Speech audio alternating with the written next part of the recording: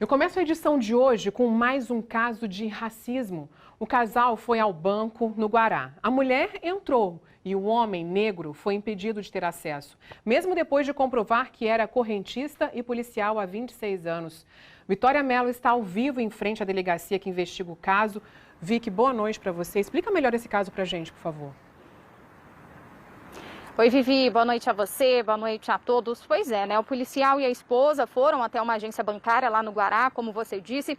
A mulher entrou, mas aí quando o policial foi acessar o local, ele foi barrado. Ele estava armado, então imaginou que seria o sistema de detector de metais. E foi se identificar, mostrar a carteira funcional, todo esse procedimento padrão. Só que mesmo assim a entrada dele foi barrada. Os funcionários disseram que teria uma normatização do banco e a autorização para a liberação dele viria de São Paulo.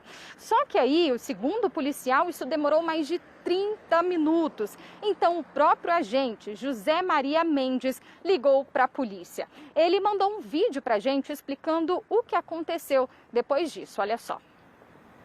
Eu resolvi ligar para a delegacia da área, que é a minha delegacia onde eu trabalho, a 4ª DP. A delegacia veio um policial branco, numa viatura caracterizada. Nesse instante, eles receberam o policial e simplesmente teve um diálogo, uma conversa ali. O policial questionou aquela situação que era inadmissível e, a certa altura, a gerente falou assim: não, nós vamos franquear a entrada dele agora. Ora, ensejando em quê? Então não era São Paulo em momento algum que ia franquear a minha entrada. Era uma questão pessoal deles, baseada não se sabe em quê, mas eu desconfio certamente sim numa questão totalmente racial, preconceituosa.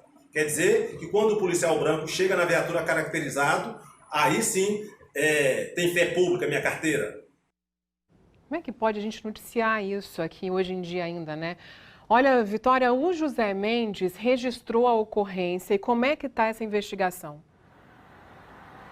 Sim, Vivi, o caso foi registrado aqui na DECRIM, que fica aqui no Departamento de Polícia Especializada. O policial e a esposa, eles já foram ouvidos, os funcionários também foram ouvidos de forma informal e amanhã vão prestar depoimento formalmente. Bom, os funcionários alegaram que essa é uma nova determinação do banco, então não teria sido racismo e sim eles estavam cumprindo ordens da empresa. A delegada responsável pela investigação disse que vai pedir as imagens de câmeras de segurança lá da entrada da unidade, né, do banco, para ver de fato o que ocorreu e até mesmo verificar o tempo de espera de outros policiais que se identificaram na porta desse mesmo banco, que se foi esse mesmo tempo que esse policial passou por lá. Bom, se confirmado o crime de racismo, né, o funcionário responsável por barrar a entrada do José Maria vai responder pelo crime de racismo, que é inafiançável, com pena de 1 a 3 anos de prisão. Nós entramos em contato com o Santander, né, o banco, que em nota informou que repudia qualquer ato discriminatório e afirma também que não identificou atitude de cunho racista dos seus empregados. De acordo com o banco, houve apenas um procedimento de segurança e a checagem dos documentos durou menos de 10 minutos. E foi nesse tempo que o policial foi liberado para acessar o banco. Vivi. Vicky, obrigado pelas suas informações. A gente vai acompanhando, então, o desenrolar desse caso. A partir de hoje, as 14.600.000 pessoas que já faziam parte do Bolsa Família em todo o país começaram a receber o Auxílio Brasil. O cronograma de pagamento continua o mesmo do Bolsa Família. O beneficiário pode saber quando e quanto vai receber pelo atendimento da Caixa. São 3 opções. Pelo aplicativo Caixa, pelo aplicativo do Auxílio Brasil ou pelo telefone da Caixa, que é o número 111. Quem deseja receber o auxílio, mas ainda não está no cadastro único, precisa procurar o CRAS, que é o Centro de Referência de Assistência Social mais próximo, e fazer o cadastramento. Em uma pesquisa realizada pela ANP, a Agência Nacional do Petróleo, Gás Natural e Biocombustíveis, mostrou que o valor da gasolina comum vendida no DF é a segunda mais cara do país. A agência visitou 47 postos da capital e encontrou o litro do combustível sendo vendido por R$ 7,49. O DF só ficou atrás do Rio de Janeiro, onde o preço do litro foi de R$ 7,79. Considerando o valor médio do combustível, aí na capital foi registrado ali R$ 7,21, o terceiro mais alto do país, ficando atrás de Natal e Goiânia. Por isso a gente vem falando sempre sobre esses reajustes aí que ninguém mais está aguentando, né? Bom, lembra do PM que esbanjava uma vida de luxo nas redes sociais e, na verdade, era um agiota que intimidava pessoas com dívidas? Falei sobre esse caso aqui ontem. De acordo com a Polícia Civil, uma nutricionista que mora em Águas Claras fazia parte do grupo que movimentava quantias milionárias. Vamos voltar a conversar agora com a Vitória Mello com esse assunto. Inclusive, ela chegou a fazer saques na boca do caixa de quase R$ 1 milhão. É isso, né, Vicky? Isso, Vivi. A Raiane Campelo é apontada como uma das cabeças da quadrilha. A suspeita da polícia é que ele estaria atuando como operadora financeira do grupo. Nas redes sociais, a mulher diz que é nutricionista e declarava ganhar R$ 3.000 por mês. Um valor incompatível com a vida que levava, com viagens nacionais, internacionais e restaurantes chiques. De acordo com a Polícia Civil, a mulher teria feito um saque no valor de R$ 500 mil e outro de R$ 900 mil na boca do caixa. Ela é proprietária de uma loja de nutrição e estética que teria sido usada para lavar milhões de reais nos últimos 6 meses. A polícia não identificou, pelo menos por enquanto, vínculo nas redes sociais entre a nutricionista e o sargento da Polícia Militar, Rony Peter Fernandes. O sargento era um dos cabeças do esquema e teria movimentado R$ 8 milhões. Por conta da incompatibilidade entre a renda e o estilo de vida, a Polícia Civil passou a investigá-lo e descobriu que ele liderava uma organização criminosa que emprestava dinheiro a juros considerados abusivos, extorquindo e ameaçando vítimas. A PM afirma que esse sargento estava afastado há 1 ano, Vivi. Nossa, que caso esse. Obrigada, viu, Vicky? E tem um outro caso para a gente relembrar aqui, porque também tem novidade, né? Um do médico que ficou estressado porque demorou para receber a pizza e chegou a ameaçar funcionários com uma arma lá na Asa Sul. Lembra disso? Ele fez um acordo com o Ministério Público para se livrar da acusação. E quem tem os detalhes para a gente é a repórter Vanessa Vitória. Vanessa, boa noite para você. Bom, ele vai pagar uma indenização e pronto, é isso?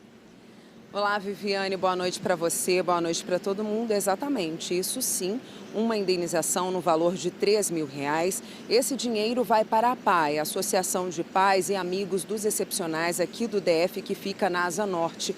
Vamos relembrar esse caso que aconteceu no dia 26 de setembro?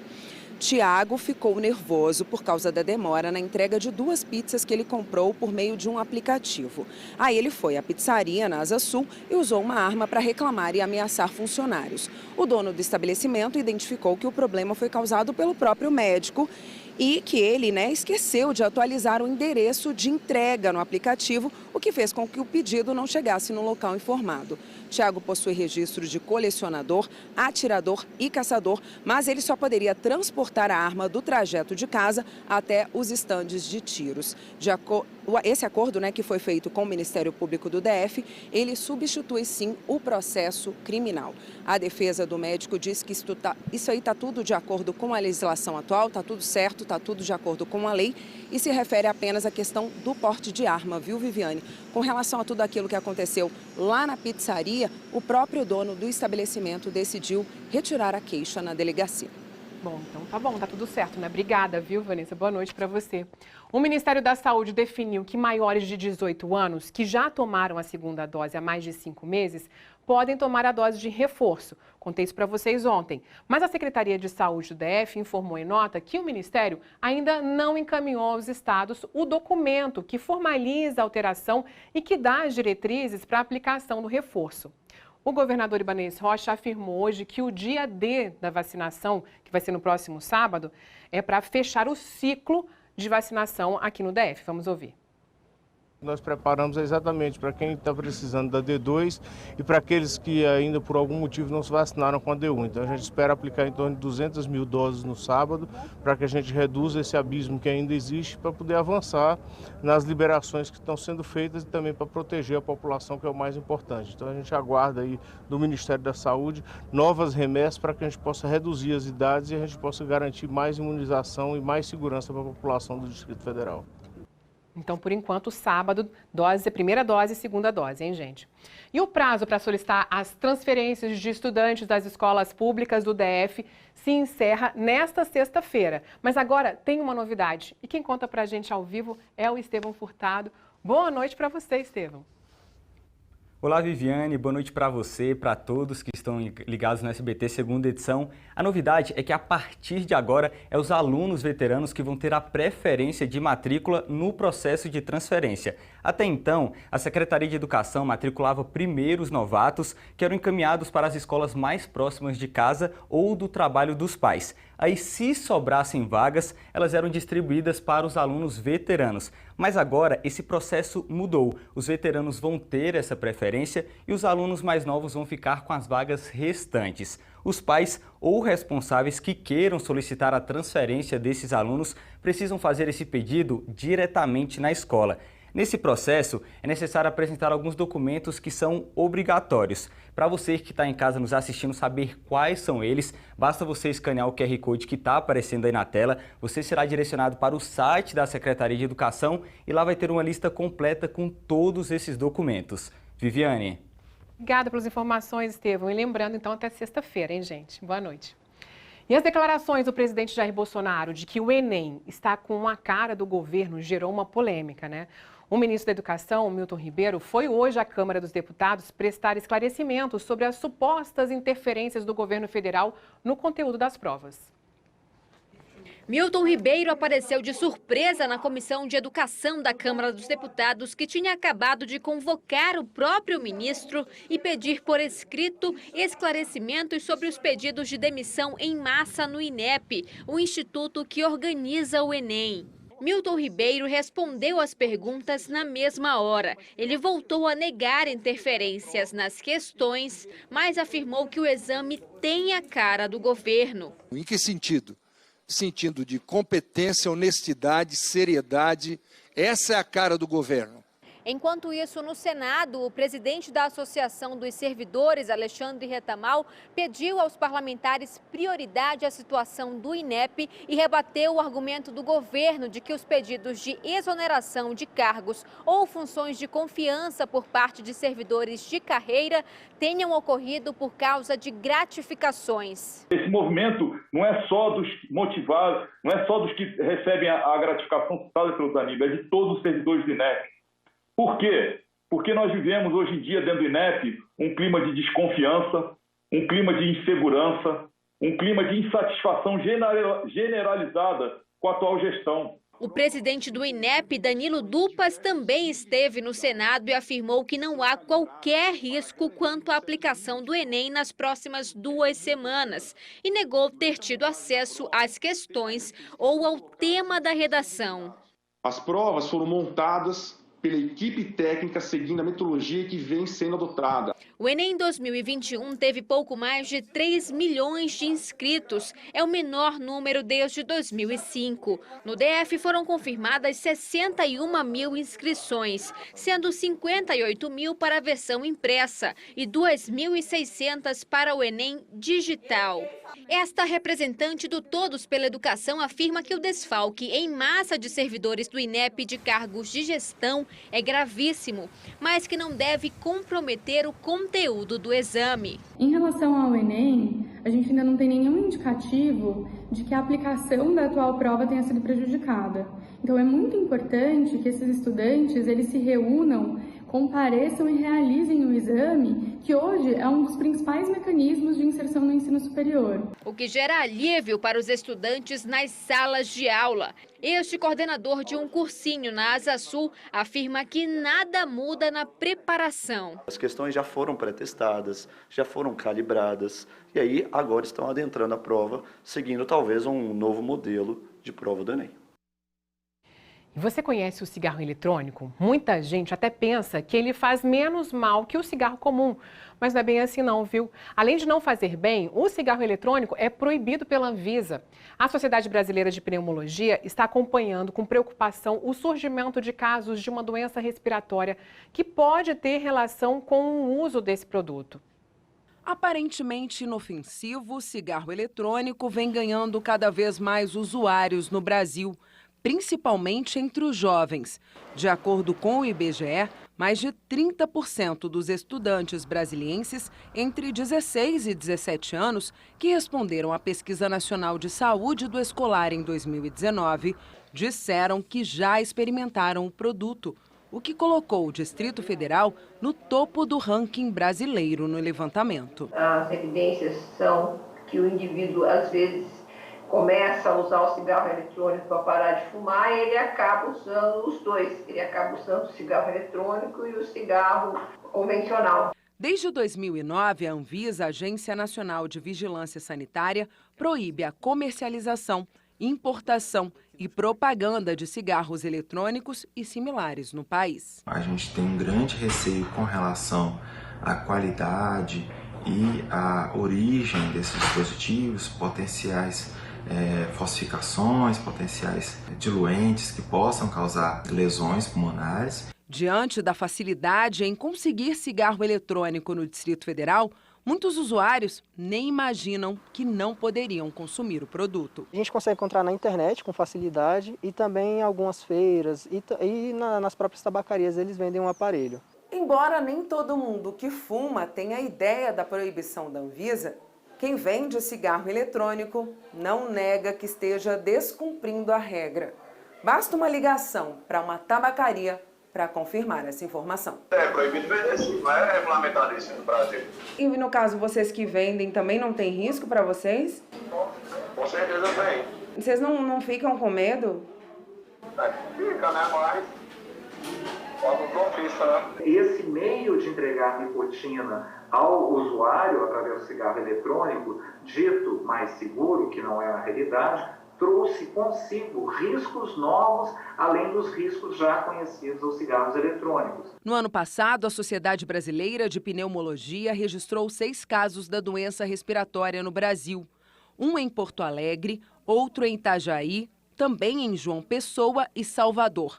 Os outros 2 foram identificados em São Paulo. As informações ainda estão em atualização para incluir os dados de 2021, ano em que o João Pedro começou a fumar cigarro eletrônico, na tentativa de abandonar o cigarro comum. Eu fui usar vape na tentativa de mudar o hábito, tentar parar de fumar.